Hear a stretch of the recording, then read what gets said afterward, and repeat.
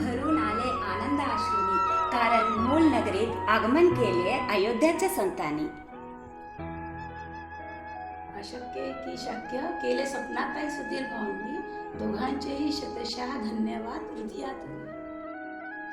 मंदिर सजले तोरण आणि फुलांनी, मंदिर दुमदुमले प्राणप्रतिष्ठा आणि मंत्रोच्चारांनी. सजलेल्या सभामंडपाचा तर भारीच थाट, 14, 15 आणि 16ला सगळ्यांची बघतो आम्ही वाट. सगळे मिळून मंदिर निर्मितीचा आनंद साजरा करूया. सपनाताई वा सुधीर भाऊचा आभार मानूया.